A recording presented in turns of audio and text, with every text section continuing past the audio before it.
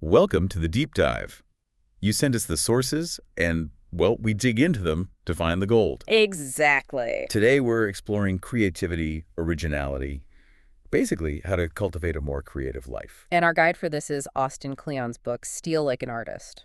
Really insightful stuff. Yeah, and what I like is he says it's not just for, capital A artists.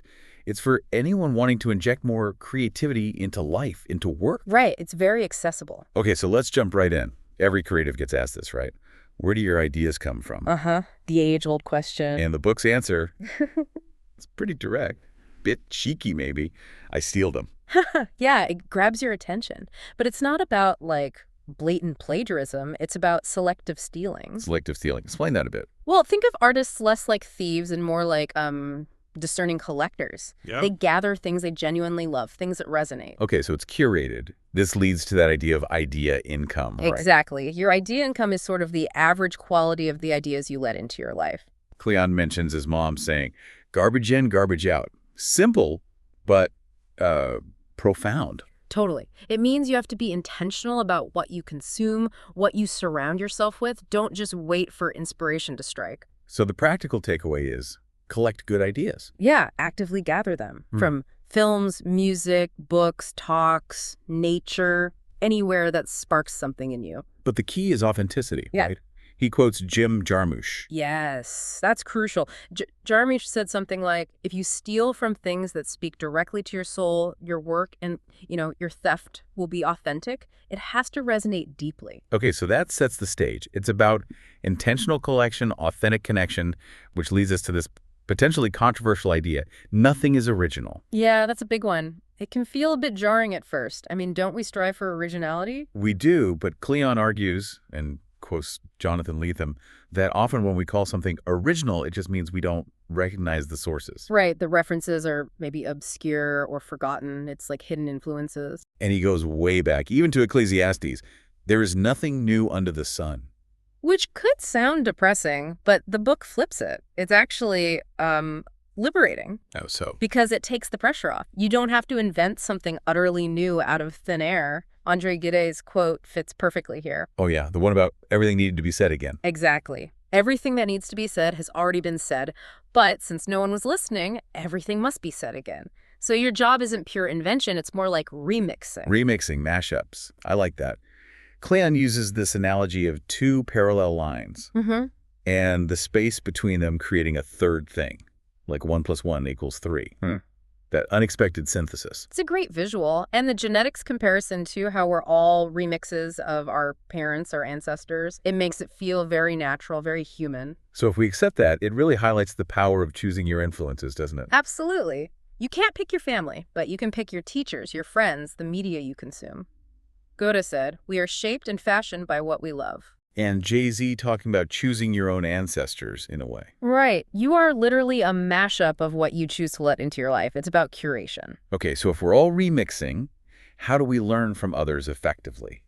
How do we, steal well without just being a copycat? That's the next crucial step. And it starts, interestingly, with focusing on the artist, not just the art.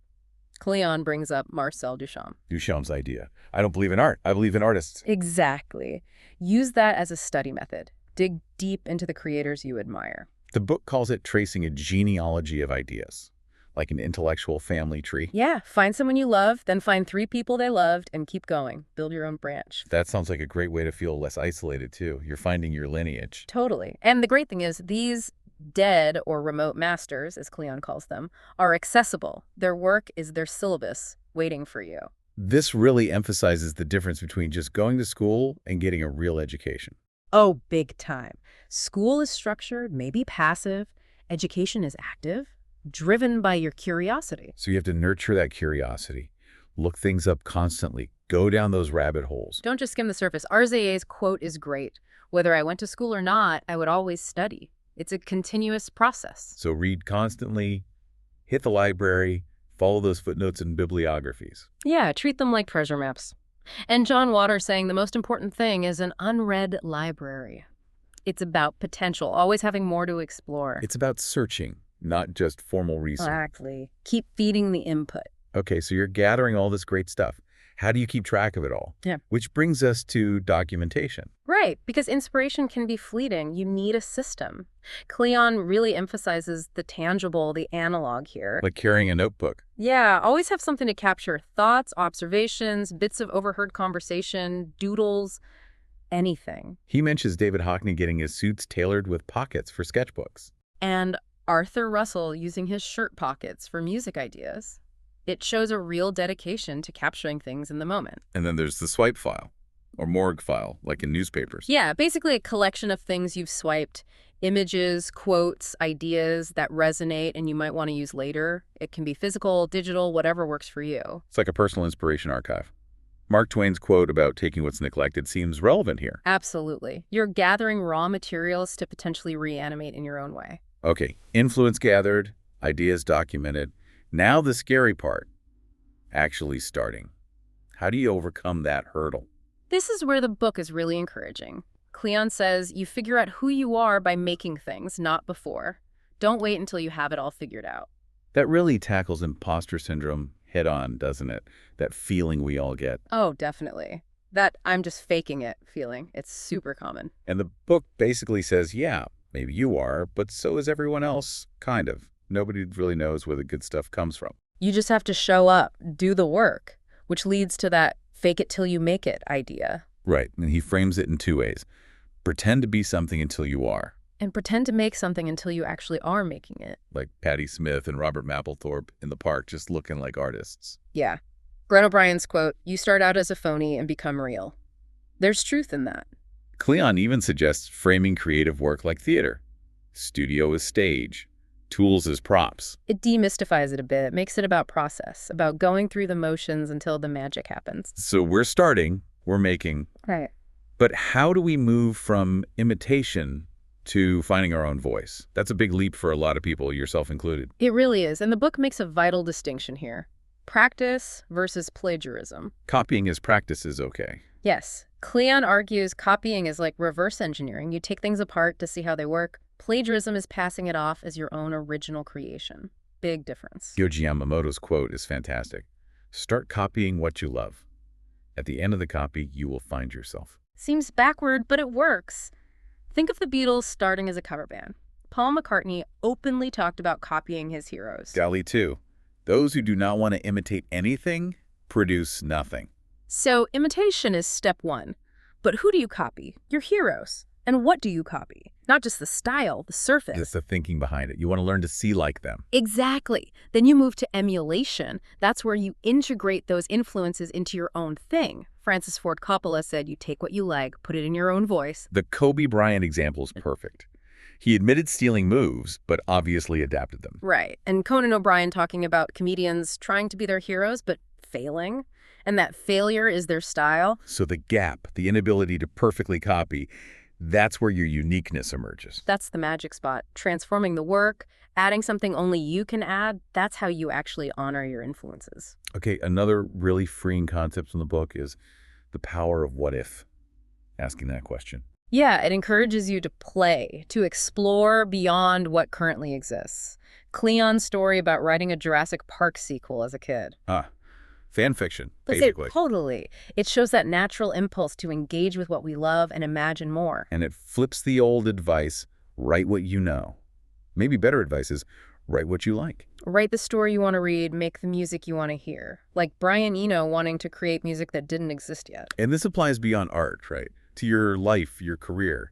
Ask, what would make a better story? It's a great filter for decisions. And Bradford Cox making fake versions of albums he was anticipating, that's pure what-if exploration. So the prompt for you, the listener, is look at your heroes, your favorite works. What did they miss? What could be better? What would you make? Yeah, what would a collaboration look like? It leads to making the art you want to see, the business you want to run, your own manifesto. John Cleese saying ideas don't come from laptops. Yeah. They come from this kind of active imagining. Which brings us neatly to the importance of the analog world in the creative process.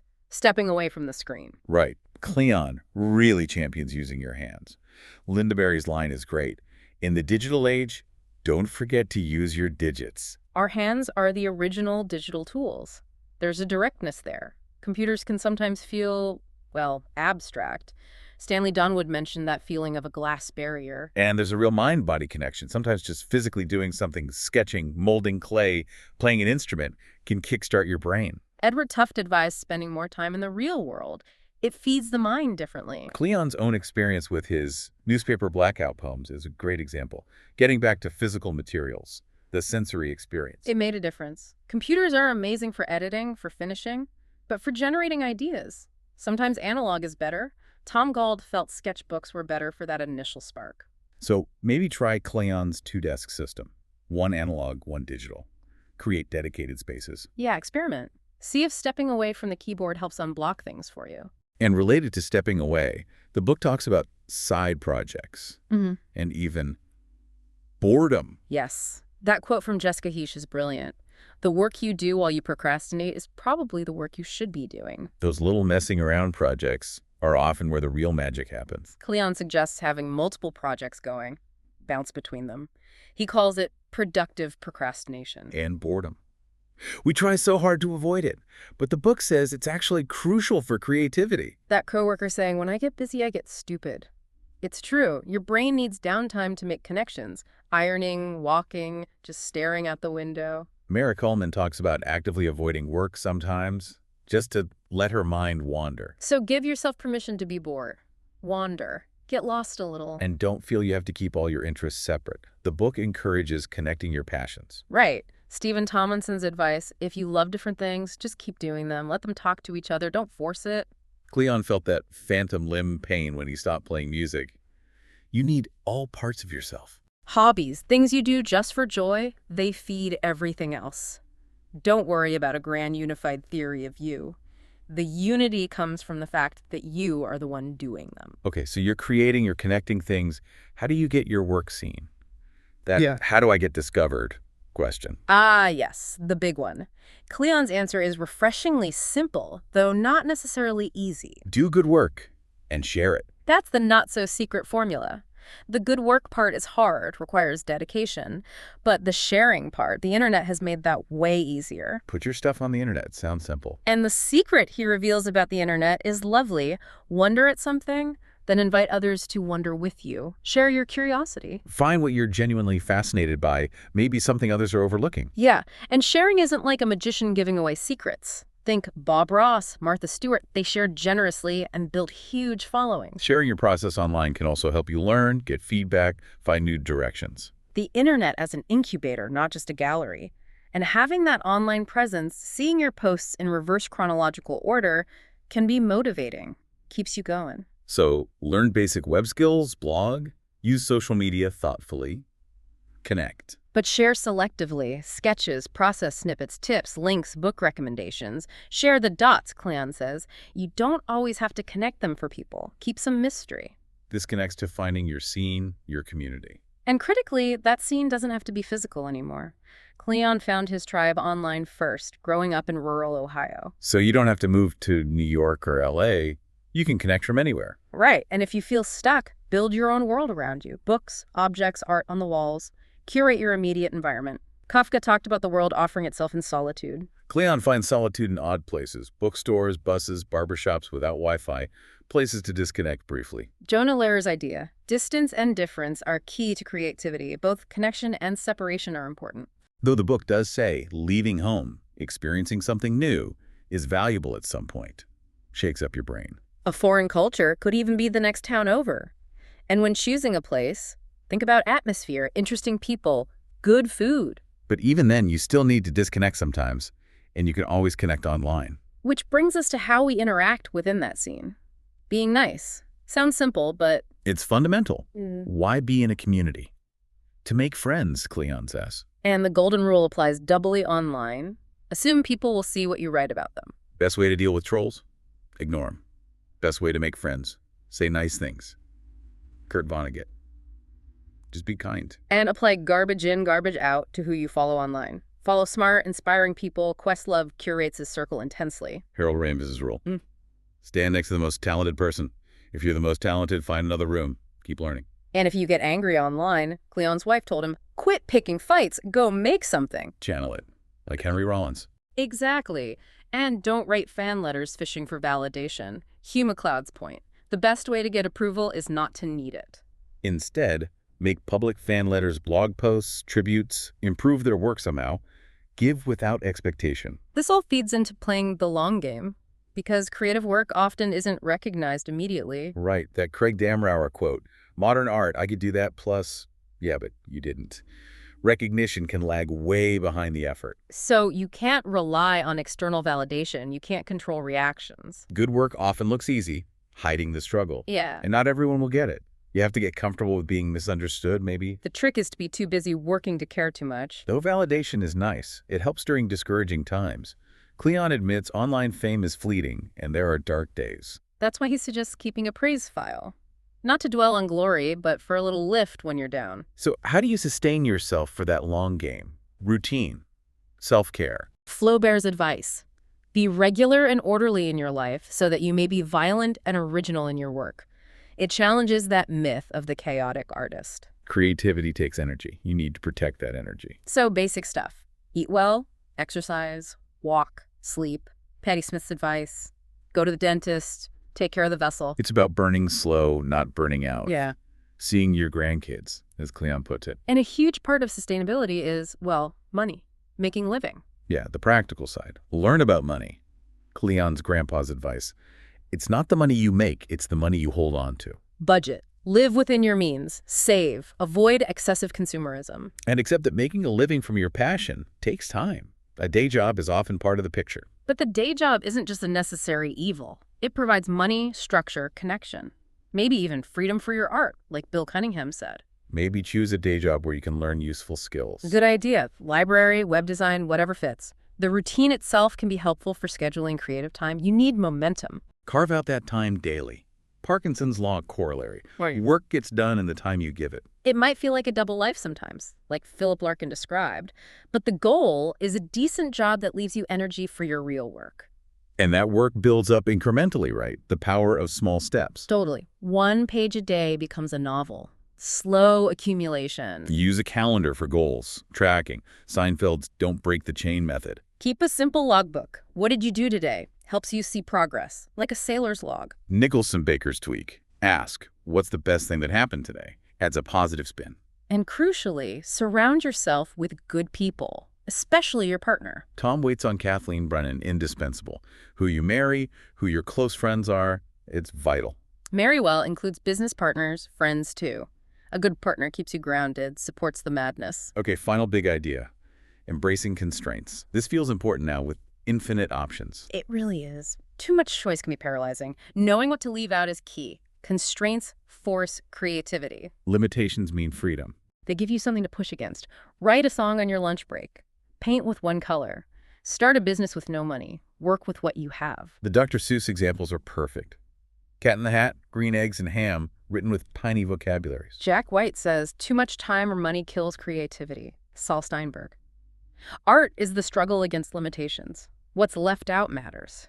So embrace your limits. Don't see them as excuses. See them as challenges. Exactly. Creativity is inclusion and exclusion. Choose wisely and have fun. Okay, wow. So to wrap up this deep dive, embrace influence. Copy to learn. Find your voice by emulating. Document everything. Just start making stuff. Share it generously. Build your community. Stay sane with routines, take care of yourself, and yeah, maybe surprisingly, embrace your limitations. Use them. And these aren't just for artists, right? These ideas apply to anyone wanting to be more creative in any field. Absolutely. It's a mindset, a way of approaching life and work. Which leaves us with a final thought for you. Think about your heroes. What constraints were they working under? How did those limits actually shape their best work? And then look at your own life. What limitations are you facing right now? Could those constraints, maybe, just maybe, be the key to your next breakthrough? Something to ponder.